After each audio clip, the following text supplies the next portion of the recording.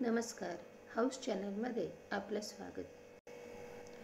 आज आपण छान मऊ आणि स्पॉन्जी अशी इडलीची रेसिपी बघणार आहोत। त्यासाठीचे डाळ आणि तांदळाचे प्रमाण जर परफेक्ट असेल तर इडली अगदी मऊ आणि लुसलुशीत होते। इथे मी 4 वाट्या तांदूळ आणि 2 वाट्या उडदाची डाळ घेतली आहे। तांदूळ आणि डाळ दोन्हीही 2 वेळा स्वच्छ चोळून धुवून घेतले। तुमच्या लक्षात आलं असेल की इथे जेवढे तांदूळ घेतलेत त्याच्या निम्मी डाळ घेतली आहे, म्हणजेच तांदूळ आणि डाळीचं प्रमाण 2:1 असावं।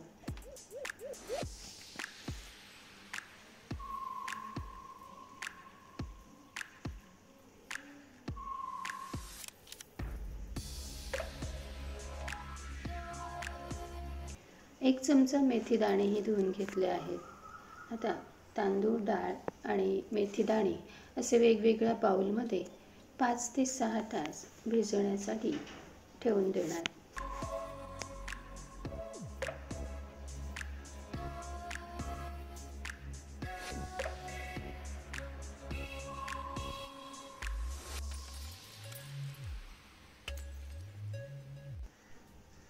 तर 5 ते 6 तास झालेले आहेत। आता तांदूळ आणि डाळ मिक्सरमध्ये त्याची फाईन पेस्ट करून घ्यायची। आधी तांदूळ दळून घेतले बघा, अशा प्रकारे पेस्ट व्हायला हवी तांदळाची।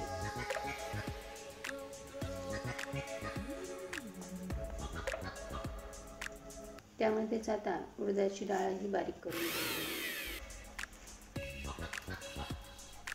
उडदाच्या डाळीतच शेवटी मेथी दाणेही टाकून घेणार।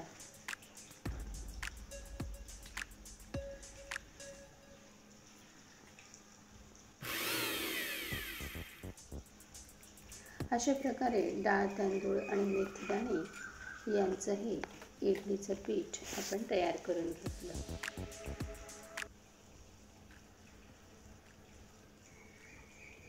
पाच ते 10 मिनिट हे अशा प्रकारे हे पीठ भरपूर फेटून घ्यायचे आणि त्यानंतर 7 ते 8 तासांसाठी फर्मेंट होण्यासाठी झाकून ठेवायचं।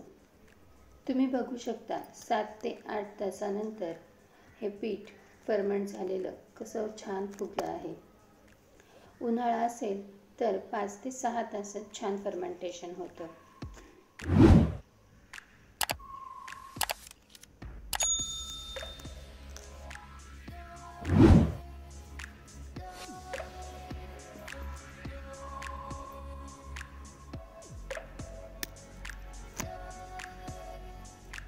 आता इडल्या वाफवण्यासाठी कुकरमध्ये पाणी उकळायला ठेवलं आहे आणि इडली पात्रातील वाट्यांना आता तेल लावून घ्यायचं।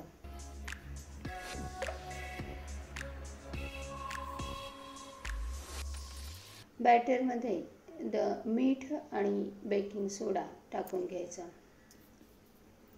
इथे मी 2 चमचे मीठ आणि पाव चमचा बेकिंग सोडा घातला आहे आणि त्यानंतर आता अशा प्रकारे इडली पात्रात 1-1 चमचा पीठ टाकून घ्यायचं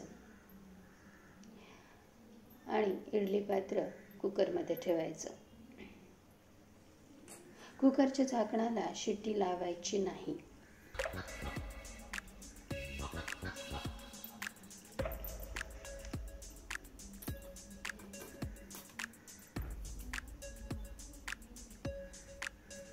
साधारण 15 मिनिटात इडल्या अगदी व्यवस्थित शिजतात। तुम्ही बघू शकता इडली अगदी पांढरी शुभ्र आणि स्पॉन्जी झाली आहे।